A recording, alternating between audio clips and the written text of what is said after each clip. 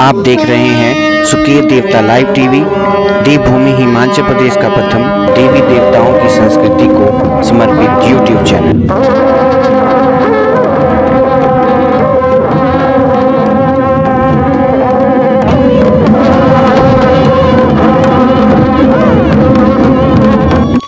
जय हो नागा। मैं डॉक्टर अभिषेक सोनी सुकीर देवता यूट्यूब चैनल में आप सभी का एक बार पुनः स्वागत करता हूं। देवभूमि हिमाचल प्रदेश के जिला कुल्लू, जो अपने आप में ही अपनी अनूठी तथा देव संस्कृति के लिए विश्व भर में विख्यात है। देवभूमि कुल्लू में अंतर्राष्ट्रीय स्तर पर दशहरा उत्सव का आयोजन किया जाता है। इस आयोजन के दौरान कुल्लू प्रशासन के द्वारा लगभग 330 देवी देवताओं को निमंत्रण भेजे जाते हैं। सभी देवी देवता कुल्लू जनपद के आराध्य देव रघुनाथ जी के पास हाजिरी भरते हैं तथा अस्थाई शिविरों में ढालपुर मैदान में 7 दिन के लिए निवास करते हैं। आज हम जानेंगे इन 7 दिनों के बारे में, कैसे देवी देवता तथा इनके कारदार अपना दिनचर्या कैसे व्यतीत करते हैं।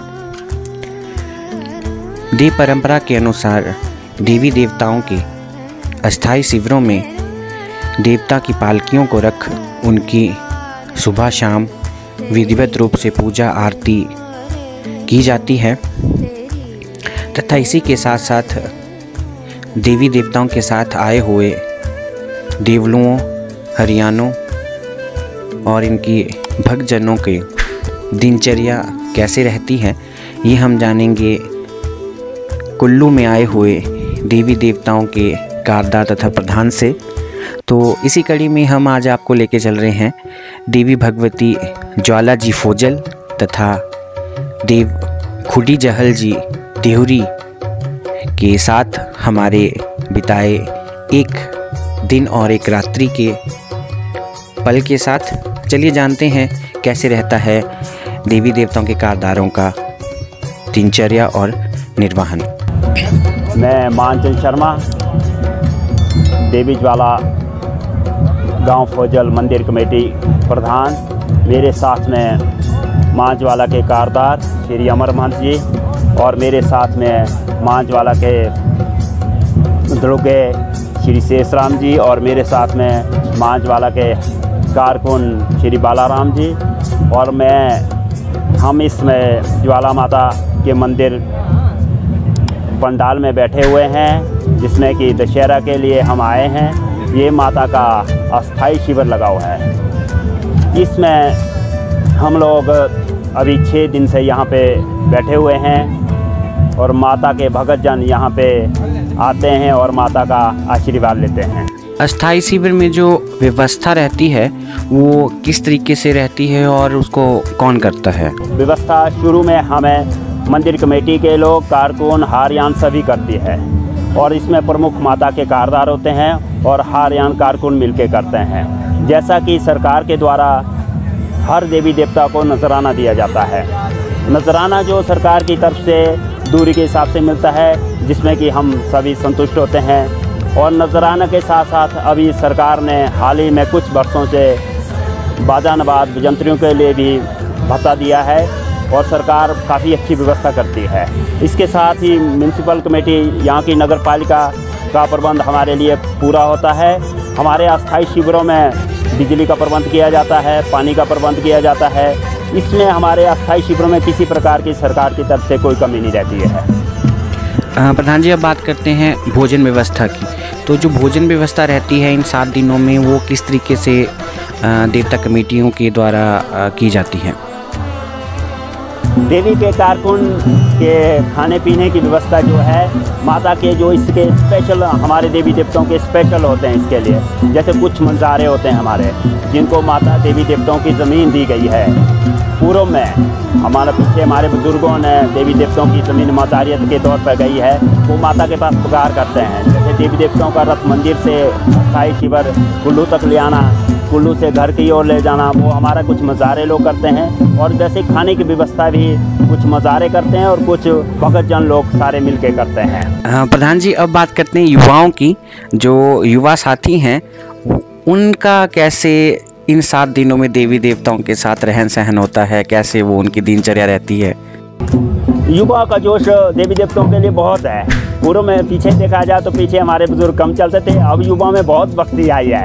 हम इसके लिए युवा का बहुत धन्यवादी है और आभारी भी हम इन युवाओं का। इन्हीं के होते देवी देवता चले हैं, नहीं तो रथ को तो बुजुर्ग लोग उठा नहीं सकते हैं, कारकुन लोग नहीं उठा सकते हैं, पर ये युवा लोग अपनी व्यवस्था खुद ही करते हैं और बहुत भली भांति करते हैं। यहाँ तक कि खाना बनाना, बर्तन धोना, ये हमारे से ज़्यादा काम करते हैं। और बुजुर्गों को बोलते हैं आप पीछे बैठिए, हम बैठे हैं। युवा साथियों के लिए हमारे तरफ से बहुत बहुत आभार है। एक्चुअली जो हमारा सुकेत देवता का ध्येय है वो भी हमारी युवा जो नई जनरेशन है उनको हमारी जो देवभूमि की संस्कृति है, देवी देवताओं का कल्चर है, उनके रीति रिवाज हैं, उनसे अवगत करवाना ही हमारा मुख्य उद्देश्य है। और जो युवा साथी हैं उनका सहयोग भी भरपूर हमें मिल रहा है। और जैसे कि हम यहाँ देख रहे हैं युवाओं में काफ़ी उत्साह है और देवी देवताओं के साथ पूरे कुल्लू दशहरा में जो युवाओं का समूह है वो अपने देवी देवताओं के साथ झूम रहे हैं, नाटी कर रहे हैं, नाच रहे हैं और देवताओं के साथ हैं। बहुत अच्छा लग रहा है। अच्छा प्रधान जी, इसी के साथ साथ मेरा अगला प्रश्न आपसे है, अगर इन 7 दिनों के दौरान अगर आपको कोई परेशानी आती है, क्योंकि जो आपकी कमेटियां हैं वो मुख्यतः अपने जितने भी कारकुन हैं, देवलू हैं, उनका निर्वहन कैसे करेंगे, उनकी मैनेजमेंट बोलते हैं वो कैसे करेंगे, वो आपको देखना हो तो उसमें कोई दिक्कत आए तो वो कैसे आप सॉल्व करते हैं? हमारे बीच में कोई समस्या आती है तो इसके लिए हमारे पास कारदार संघ बैठा हुआ है। जो हमारे कारदार जी है इनके हमारे कारदार संघ के अध्यक्ष होते हैं, जो हमारे उसके पदाधिकारीगण होते हैं। हमारी जो जब भी हर मेले में तीसरे दिन दूसरे दिन इन कारदार संघ की बैठक होती है, उसमें समस्याओं का बताया जाता है और वहीं पे निदान हो जाता है और प्रशासन उसका निदान वहीं पे कर देता है, निपटारा करता है। तो ये आपने जानी कैसे रहती है इन 7 दिनों में देवी देवताओं के साथ आए हुए कारदार, उनके देवलुओं की दिनचर्या और कैसे रहता है उनका निर्वहन। और जो कुल्लू में जो दशहरा आयोजित किया जाता है ये अन्य दशहरों से अलग है, तथा जो इस उत्सव की शुरुआत होती है, इस उत्सव की शुरुआत दशहरा पर्व के बाद 7 दिन तक देवता के महोत्सव के रूप में इसे आयोजित किया जाता है तथा अंतिम दिन यहाँ पर लंका दहन किया जाता है। और यहाँ पर जो इनके राजा हैं महेश्वर सिंह जी, उनके द्वारा हमें बताया गया है कि यहाँ पर रावण का पुतला नहीं जलाया जाता है, तो उसके लिए कुछ एक अलग सा विधान इनके द्वारा यहाँ पे किया जाता है। उसकी कहानी भी बहुत जल्द हम आपके समक्ष लेके आ रहे हैं सुकेत देवता यूट्यूब चैनल पे, तो जुड़े रहें हमारे साथ और तैयार रहें कुल्लू देवभूमि की देवी देवताओं की कहानियों को जानने के लिए। इसी के साथ साथ जय हो नागा, जय 18 करटू।